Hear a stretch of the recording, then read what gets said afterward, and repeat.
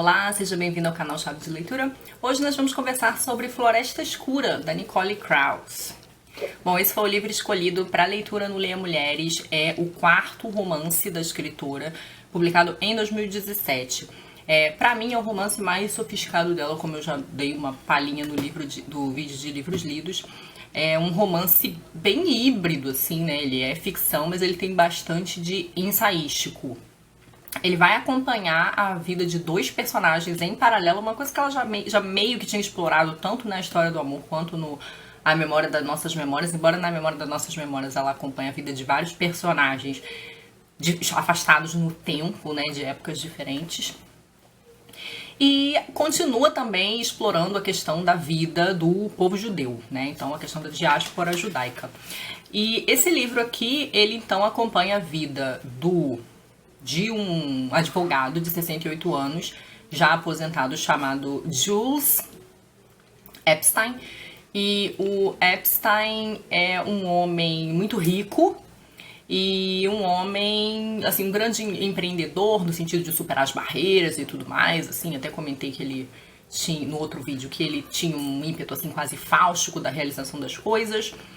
Só que parece que num determinado momento ele esgota as possibilidades de satisfação dessa vida que ele levava. E então ele começa a se aproximar de um estudo do místico e começa a fazer grandes doações das suas coisas, dos seus objetos de arte, e doações também de vultuosas quantias de dinheiro para a caridade. A família dele fica achando tudo muito estranho, o advogado fica achando estranho, a secretária, todo mundo, ele causa um estranhamento. E ele acaba fazendo uma viagem para Israel, onde ele some. Então o romance começa com o sumiço dele, né? Com um comentário desse sumiço. A outra personagem que o romance acompanha, e tem uma diferença na narrativa, né? Porque a parte do Epstein é narrada em terceira pessoa. E a outra parte, que é a da personagem feminina, é narrada em primeira pessoa. E também tem uma questão de autoficção, porque a personagem é uma escritora chamada Nicole, norte-americana, de família judia, tem 2 filhos, também ficou aí com um intervalo grande entre a publicação de um livro e outro. Ou seja, muitos paralelos com a própria escritora, com a própria Nicole Krauss. Essa escritora está passando assim por uma crise no casamento, ela está repensando muito o lugar onde ela chegou, né, os seus papéis, papel de mãe, de escritora, de esposa, o que ela fez da vida dela, e ela está assim passando por uma crise de bloqueio criativo. E ela acaba também decidindo ir para Israel. Para tentar resolver algumas coisas. Esses 2 personagens, então, estão aí num processo, vamos dizer, de ressignificação da própria vida, né? De pensar onde eles estavam e, de repente, também pensar em novas possibilidades de vida. Então, assim, esse livro ele tem um caráter existencialista grande, mas ele tem umas reflexões interessantíssimas que ela faz, umas reflexões de cunho filosófico e mesmo de cunho metafísico, que eu achei muito interessante de ver num romance contemporâneo, que não é uma coisa muito comum de aparecer, né? E eles vão refletir muito sobre o caos e sobre as possibilidades de sentido no caos, sobre o que é, na real, encontrar um sentido para a própria vida, o que isso implica, as responsabilidades, os custos. E então eles o tempo inteiro falam sobre o vazio. O Epstein fala de um certo vazio e a Nicole de uma ausência de forma, né? Então parece que eles estão querendo explorar essa coisa do caos como algo que não é nada específico, mas é a possibilidade de muitas coisas, né? Então como se mover aí nesse mundo do caos. Acho muito interessante que tem reflexões aqui que me fizeram lembrar bastante o Borges, né? Essa foi a obra da Nicole que mais me fez lembrar o Borges.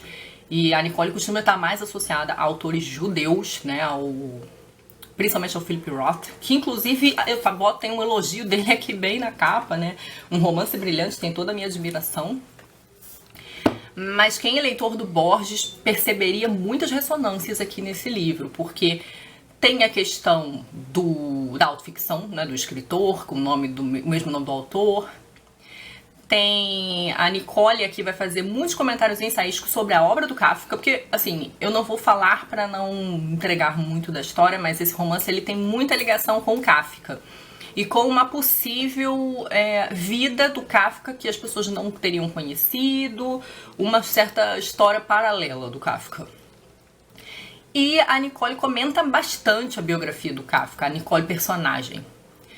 E ela comenta alguma coisa da obra. Mas o que a Nicole, autora, faz de fascinante aqui é que ela desenvolve os dilemas desses dois personagens fazendo comentários indiretos, subreptícios sobre a obra do Kafka. Então o desenvolvimento que ela faz desses personagens, da sua vida, das suas reflexões, tem todo um diálogo com algumas obras específicas do Kafka. Então quem conhece, por exemplo, a Metamorfose, o Processo, o Castelo, principalmente a Metamorfose, o Processo e o Artista da Fome, percebe, assim, como ela tá fazendo um paralelo da história deles com essas histórias do Kafka. E é interessantíssimo o modo que ela faz, porque é uma coisa difícil de fazer do jeito que ela faz, sabe? Porque é um negócio, assim, de camada mesmo, né? Quase como se tivesse um texto por baixo do outro, né? Um palimpsesto.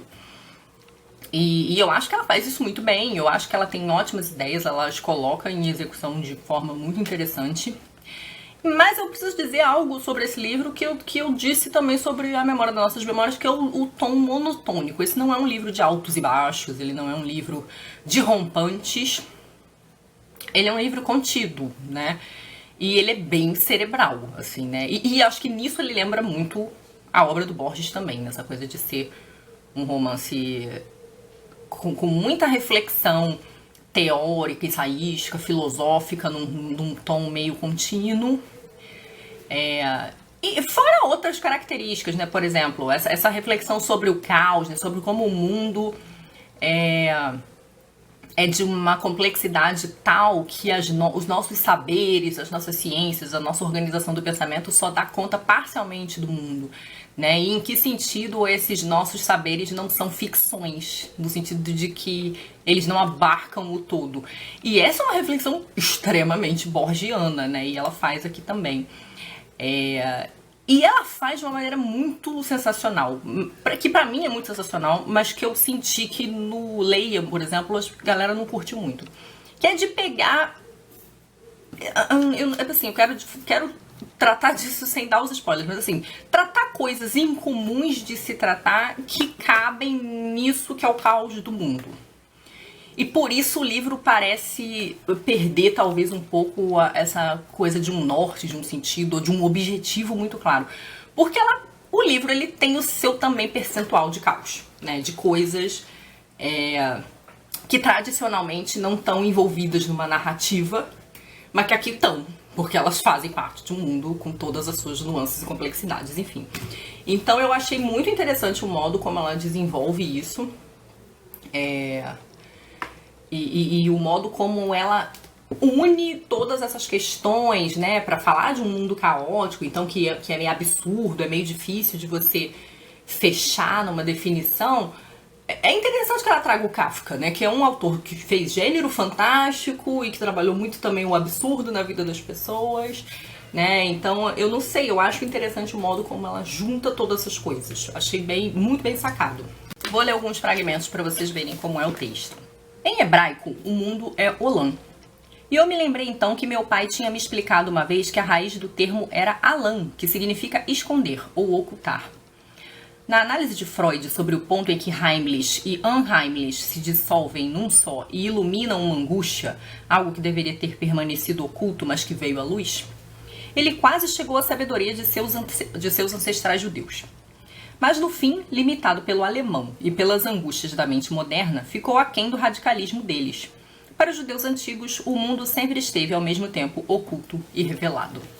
Num outro momento, ela fala bastante desse espírito aí que eu tentei resumir do livro. Ela fala assim, e esses dois fragmentos são da personagem Nicole, se eu não estou enganada. A narrativa pode até não ser capaz de sustentar a ausência de forma, mas a vida também não tem grandes chances. Foi isso que eu escrevi? O que eu deveria ter escrito é a vida humana, porque a natureza cria a forma, mas também a destrói, e é o equilíbrio entre os dois que enche a natureza de uma tal paz. Mas se a força da mente é a sua capacidade de criar forma a partir do que não tem forma e atribuir significado ao mundo pelas estruturas da linguagem, sua fraqueza está em sua relutância ou recusa em demoli-la. Estamos apegados à forma e tememos o que não tem forma. Somos ensinados a temê-lo desde o princípio. Bom, eu acho que o fato de o romance ter sido, assim, talvez um romance excessivamente cerebral, assim, muito reflexivo, filosófico, talvez tenha mantido um certo distanciamento dos leitores lá que participaram do Leia, já que pouca gente, assim, curtiu muito o livro. Isso não chega a ser um grande incômodo, eu acho que não é um livro da vida pra mim, maravilhoso, né, assim, de eu dizer que amei, porque, nossa, né, mas eu gostei muito, eu acho um livro muito bem escrito, muito sofisticado, com ótimas ideias e ótima execução. O texto da Nicole, pra mim, não sou arrastado, esse foi um livro que eu li muito tranquilamente, e eu gosto muito desses paralelos que ela faz de uma certa ficcionalização da vida na produção de sentido com a própria ficcionalização da arte na literatura. Gosto das reflexões que ela faz sobre o caos. Eu não tenho particular implicância com textos muito literários, muito cerebrais, visto, né, que eu sou leitora do Borges. Assim, Borges é cerebralismo e do início ao fim, né? Muito filosófico mesmo. Então eu gostei bastante. Pra mim, dos 3 dela que eu li, é o melhor do ponto de vista da construção das ideias, da execução. E eu acho que é uma coisa ousada o que ela faz, porque existe mesmo esse risco de manter o leitor a uma certa distância e de o leitor ter que comprar a pira filosófica do livro. Mas eu comprei a pira, então estamos aí, livrão. Tomara que ela não demore mais tanto pra publicar. Fico muito feliz também pela releitura do Kafka que ela faz, que é um autor de quem eu gosto muito, assim, um dos meus autores favoritos. E é isso, fica então a indicação. Me digam se vocês já leram, o que vocês acharam. Beijinhos e até a próxima. Tchau!